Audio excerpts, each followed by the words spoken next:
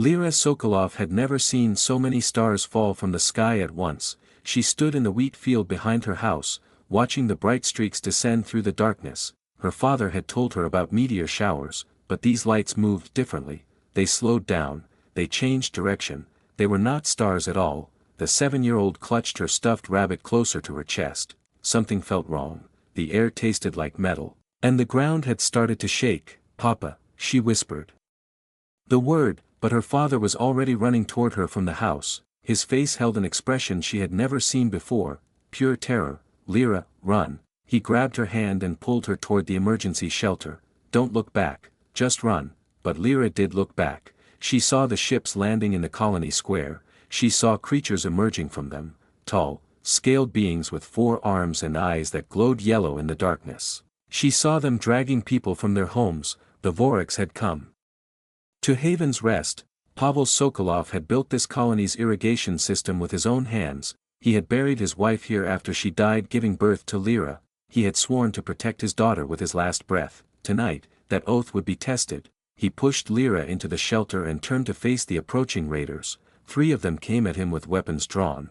Pavel had only a farming tool, but he was a human from Earth, a Deathworlder who had grown up fighting gravity twice as strong as these creatures had ever known. He killed the first Voreks with a single blow to its throat. The second fell when he crushed its knee and drove the tool through its chest. The third shot him twice before he could reach it. Pavel collapsed, his blood soaked into the soil he had worked for 7 years.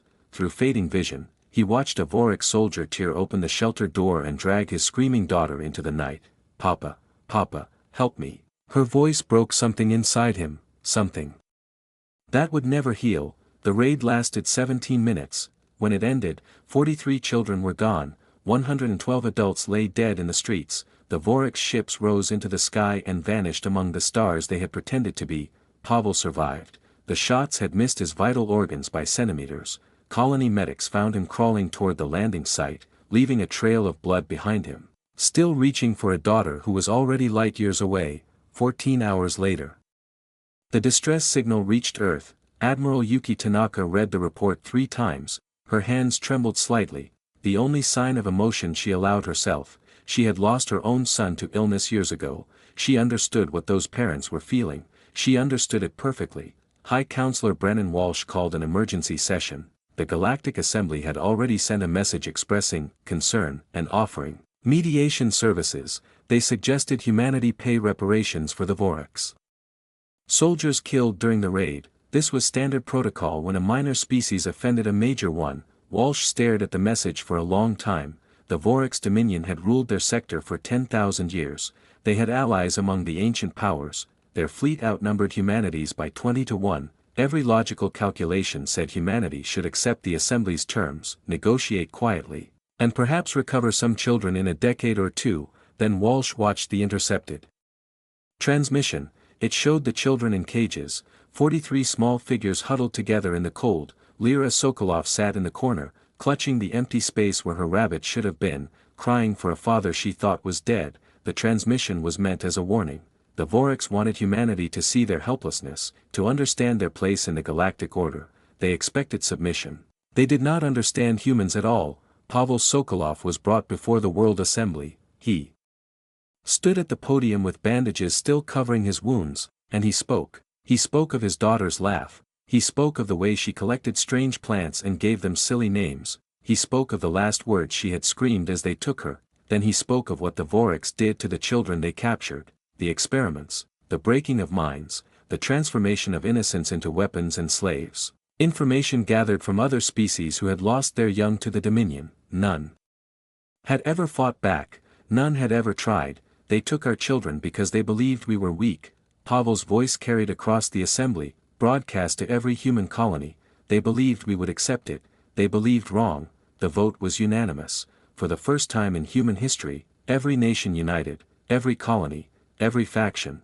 They declared war not just on the Voreks, but on the very concept of what had been done. On Haven's Rest, Pavel stood in the ashes of his home. He held Lyra's stuffed rabbit, the one thing the Voreks had left behind. He made a promise to the stars that had betrayed him. "I'm coming, little one, Papa's coming." The galaxy watched. They expected humanity to realize their mistake. they expected negotiations, surrender, the natural order restored. They had no idea what they had awakened. Deep beneath the mountains of Antarctica, in a facility that officially did not exist, Dr. Amir Hassan had not slept in 19 days. The weapons spread across his laboratory were never meant to be built, they existed only as theoretical nightmares, antimatter cascades, gravity wells, things that could crack planets open like eggs. Humanity had sworn to never create them. That oath had lasted until the images of caged children reached Earth. Now Hassan worked without rest, turning nightmares into reality. 3 weeks had passed since Haven's rest. The galaxy expected humanity to calm down, to accept mediation, to return to their proper place as a minor species learning to behave. Instead, something unprecedented was happening. Ships were gathering. Admiral Yuki Tanaka stood on the bridge of Earth's memory, watching her fleet assemble. Every military vessel humanity possessed had answered the call. But they were not alone. Mining ships arrived with their hulls reinforced and weapons mounted. Cargo freighters came with their holds full of volunteers. Private yachts flew in, piloted by the wealthy who had never held a gun, ready to die alongside soldiers. The largest fleet in human history was forming, and it was still growing. Ambassador Telos of the Centauri Federation requested an urgent meeting with Counselor Walsh. The alien diplomat had lived among humans for 30 years. He considered himself an expert on their behavior. What he was seeing terrified him. You cannot win this war. Telos kept his voice calm, professional. The Voreks have allies, species older than your civilization, fleets that would darken your skies. This path leads only to extinction. Walsh sat behind his desk, looking older than his years. What would you have us do? Accept the Assembly's terms, pay the reparations. In time, perhaps, some children can be negotiated home. This is how the galaxy works. This is how minor species survive, and the ones who die before negotiations succeed. The ones being experimented on right now, as we speak. What of them? Telos had no answer. Walsh leaned forward. You measure victory in ships and territory. We measure it differently. 43 children sleeping safely in their beds. That is our victory condition. Nothing else will be accepted. The Federation ambassador left without another word. His report to his government was simple. Humanity had gone insane. On the flagship, Admiral Tanaka received a visitor. Pavel Sokolov had been given a commission, an honorary rank that allowed him to join the fleet. He had no military training, but he had something more valuable. He had a reason. The crew calls me a symbol. Pavel's voice was hollow. They say I represent every parent who lost a child. I don't want to be a symbol. I want my daughter back. Tanaka looked at the man standing before her, wounded, exhausted, running on nothing but grief and rage. Then help us find her. You know Haven's rest better than anyone. You spoke with survivors. What did you learn about where they took the children? Pavel shared everything. The direction the ships had fled, the fragments of Voreks communication the colony had intercepted, the rumors from other species about a place called the Crucible, a fortress where the Dominion conducted their experiments. It was not much, but it was somewhere to start. General Rosa Delgado arrived with the marine transports. She was a small woman with gray hair and kind eyes, and a reputation for never losing a battle. Her soldiers worshipped her, her enemies feared her. The ground assault teams are ready, she reported to Tanaka. 20,000 Marines, all volunteers. I had to turn away 3 times that number. Rules of engagement. Delgado's kind eyes turned cold. Military targets, no mercy. Civilians, evacuation offered. Children, protected at all costs, regardless of species. We are not them. We will never be them. In his laboratory, Dr. Hassan completed the final weapon. The antimatter cascade generator fit in a container no larger than a coffin. It could destroy a moon. He looked at his creation and wept. Then he wiped his tears and built 3 more. The fleet launched at midnight, Earth time. 2,000 ships burning toward Vorek space. Behind them, the planet they called home grew small and distant. Many would never see it again. All of them knew this. None turned back. A Vorek scout encountered them at the border of Dominion territory. The alien pilot sent a frantic transmission to his commanders, images of the human armada filling his sensors. His last words before his ship was vaporized became famous across the galaxy. There are thousands of them. They're all coming. Why are they all coming for 43 children? The Vorek's High Command received the message. Supreme Archon Voreth, ruler of the Dominion for 2 centuries, studied the censored data with confusion. They cannot hope to win, he dismissed the report, they are emotional, irrational. When they see our defenses, they will negotiate like all the others, his advisors agreed, minor species always submitted eventually, it was the natural order, they did not understand that humanity had stopped calculating odds, they had become something far more dangerous than a rational enemy, they had become parents searching for their children, and parents do not negotiate. The Vorix called their defensive line, the Crimson Gate, because no enemy had ever passed through it without bleeding. On the day humanity arrived, the name became a prophecy, but not in the way the Vorix intended. Captain Nikolai Petrov commanded the destroyer, Lyra's Vengeance. He had named it himself after reading Pavel Sokolov's testimony to the World Assembly. He had a daughter the same age. The thought of her in a cage gave him nightmares, those nightmares gave him strength. All ships. Report ready. His tactical officer's voice was steady, enemy fleet outnumbers us 3-1, they're holding formation, waiting for us to approach. Petrov smiled, it was not a pleasant expression, they expect us to be cautious, to probe their defenses, to look for weaknesses. Sir, signal the fleet, all ships, full speed ahead, no formation, no hesitation, we go through them. The Battle of the Crimson Gate lasted 4 hours. The Vorix had superior technology, their ships were larger. Their weapons more powerful, by every logical measure, they should have won, but logic requires both sides to fight by the same rules. Humanity had stopped following rules. Dr. Hassan's antimatter cascades tore through Vorix capital ships like paper, gravity wells crushed defensive stations into points of light, human pilots flew their damaged vessels directly into enemy formations, detonating their reactors in final acts of defiance. For every human ship destroyed, 3 Vorix ships burned. Overseer Kroll watched the battle from his command ship, deep behind the defensive line. He was the one who had led the raid on Haven's Rest, he had selected the children personally, chosen them for their potential, their purity. Now he watched his fleet dying around him. He opened a communication channel to Admiral Tanaka. Human commander, I have your children. If this assault continues, I will kill them all. Surrender now, and some may survive. The transmission was broadcast across both fleets. Every human heard it, every Vorix expected the attack to stop. Tanaka's response was calm, almost gentle. Every child you harm adds another world to the fire, your homeworld, your colonies, your history. Choose carefully how you wish your species to be remembered. The assault did not pause for even a second. The Crimson Gate fell, the Vorix defensive line, which had stood for 1,000 years, shattered in a single day. Human ships poured through the gap like water through a broken dam. What followed was not a war, it was a reckoning. The first burning came 3 days later. Human forces reached the Vorix colony world of Thessar Prime. 50 million civilians lived there, along with the Dominion's largest military production facility. General Delgado broadcast on all frequencies. Civilian population of Thessar Prime. You have 12 hours to evacuate. Transport ships are being provided. Take what you can carry and leave. After 12 hours, everything that remains will burn. This is your only warning. The Vorix military commander refused to believe it. Surely the humans were bluffing. No species had ever destroyed a major world. It violated every law of galactic civilization. 12 hours later, Delgado gave the order. The antimatter cascade generator activated. In 17 seconds, Thessar Prime's military facilities ceased to exist. The evacuation ships, now carrying 40 million terrified civilians, watched their former home crack and burn. The galaxy received the footage within hours. For the first time, the major powers understood what they were witnessing. A minor species was not just fighting back, they were winning, and they were willing to do anything to save their children. 6 more Vorix worlds burned in the following weeks. Galactic ambassadors demanded audience with Counselor Walsh. They threatened, they pleaded, they warned of consequences. Walsh listened politely to each one. His response never changed: return our children, unharmed, all 40.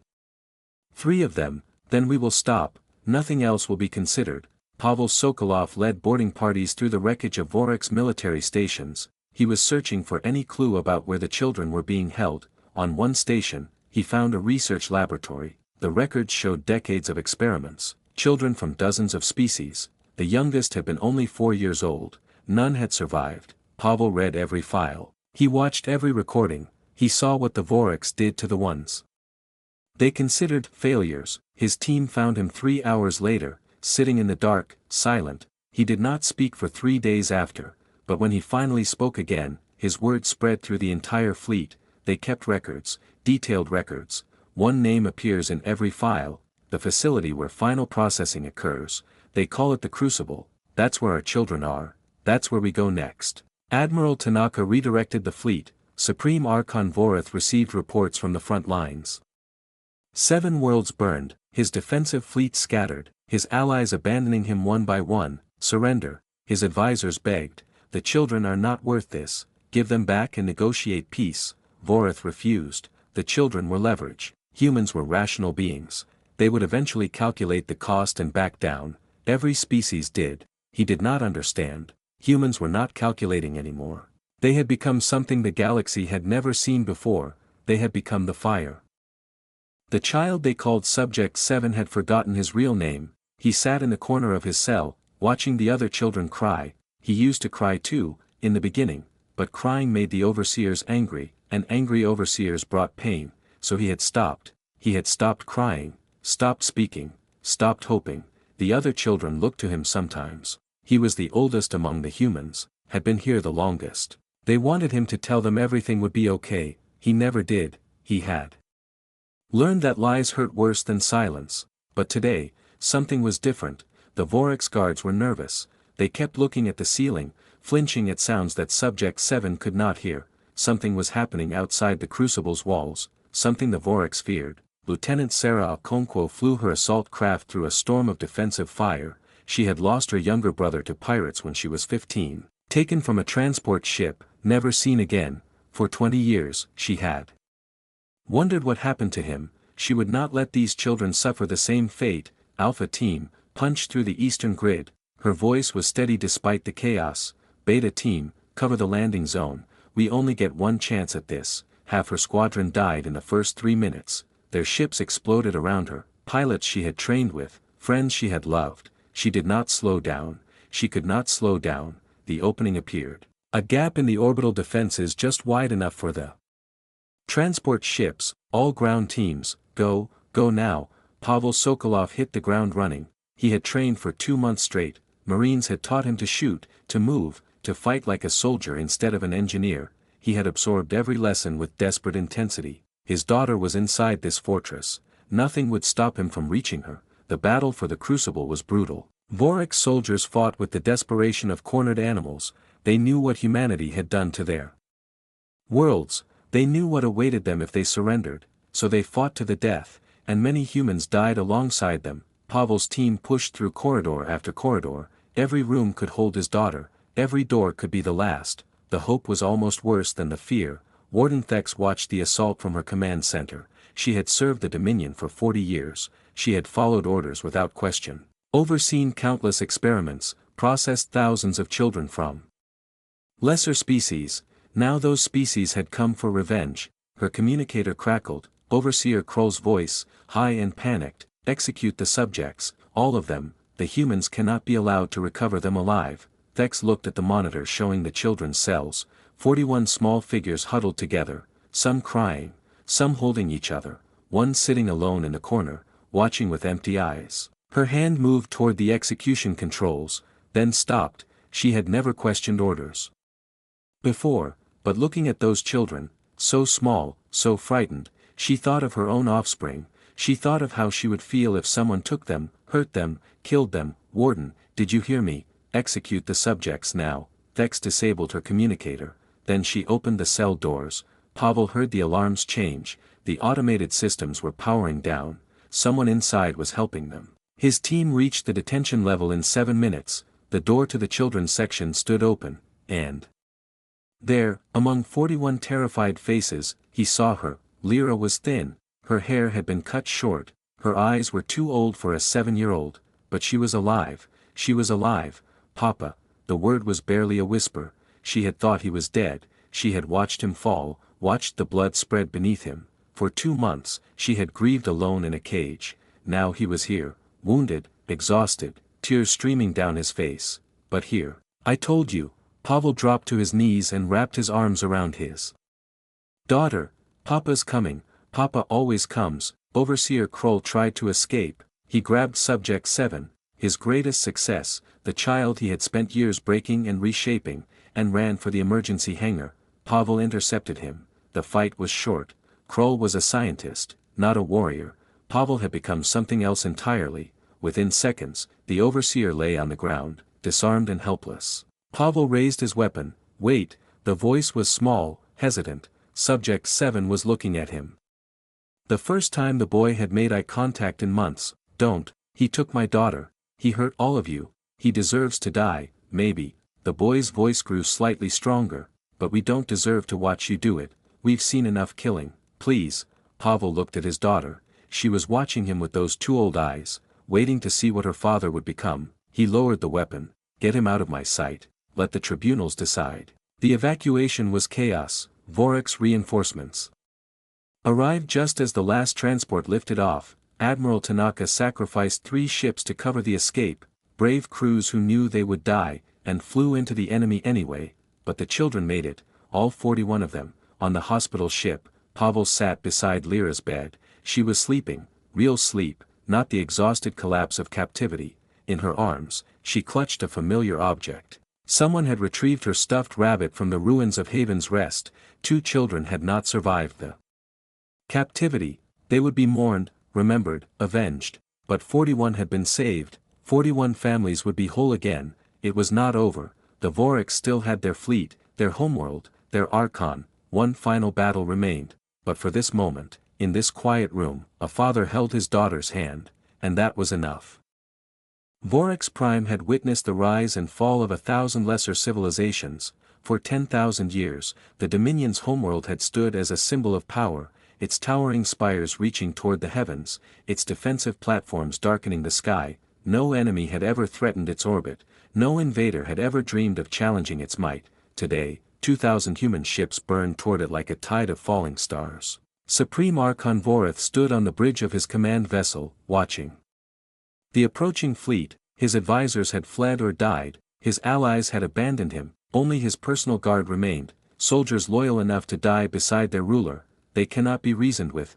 Vorith spoke to no one. I have offered terms, I have threatened, I have shown them the cost of their defiance, and still they come. Elder Morith, the ancient philosopher who had opposed child-taking for centuries, watched from the shadows. His people had ignored his warnings, now they would pay the price. You stole their children. Morith's voice was heavy with exhaustion.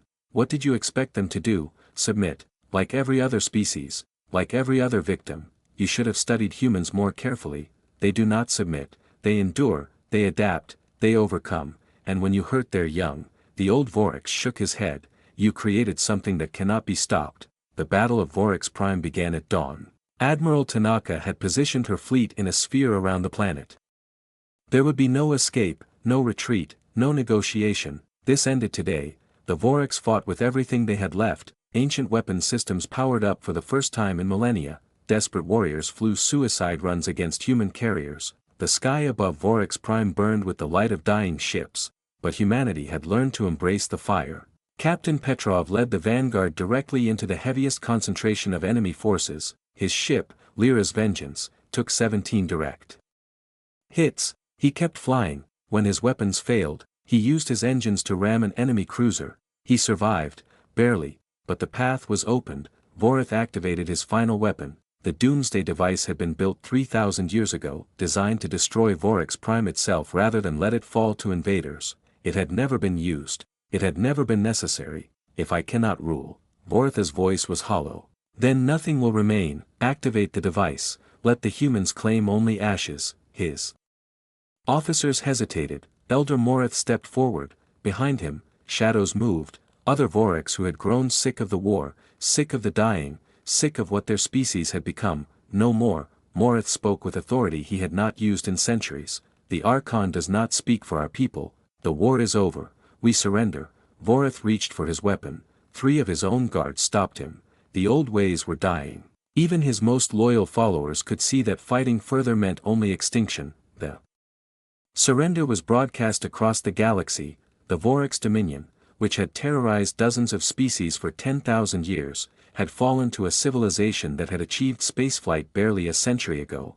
The impossible had happened, and every species watching knew the universe had changed forever. Representative Nyala of the hegemony of 12 arrived to witness the peace negotiations. She had come to assess humanity's intentions, to determine if they were a threat to the established order. You have won, she addressed Counselor Walsh. You have demonstrated power beyond what anyone expected. What will you do with it? Walsh looked tired. The war had aged him, worn him down to something harder and sadder than the diplomat he had once been. We will go home. We will rebuild what was destroyed. We will raise our children to be better than this. And your weapons, the antimatter cascades, the gravity wells, will you destroy them? No, Walsh's voice carried no apology. The galaxy has shown us what happens to species that cannot protect their young. We will keep our weapons. We pray we never need them again, but we will keep them. Overseer Kroll received his sentence. He would not be executed. Death was too simple, too clean. Instead, he would spend his remaining years teaching young Voreks about human culture, about families, about love, about the bonds between parents and children. He would help his species understand what they had tried to destroy. It was a mercy he did not deserve, but it was a mercy the rescued children had requested. They had seen enough death. 50 years passed. Haven's Rest became a memorial world. Species from across the galaxy came to see the place where humanity's fury had been born. They walked through the rebuilt colony, read the names of those who had died, and learned the story of 43 children who had sparked an empire's fall. The Walsh Doctrine became galactic law. No species would harm the children of another. Violations were punished with unified response from every member of the new Galactic Council. Humanity enforced this law with quiet, implacable dedication. Lyra Sokolov grew up to become an ambassador. She traveled between worlds, building bridges that had never existed before. Her father's war gave her nightmares that never fully faded, but it also gave her purpose. In a distant system, an alien child wandered away from a transport station, lost, frightened, crying for parents who were nowhere to be seen. Before panic could spread, before danger could find her, a human ship arrived. The crew were descendants of Haven's Rest. They found the child, dried her tears, and returned her safely to her family. Thank you, the alien father wept as he held his daughter. How can we ever repay you?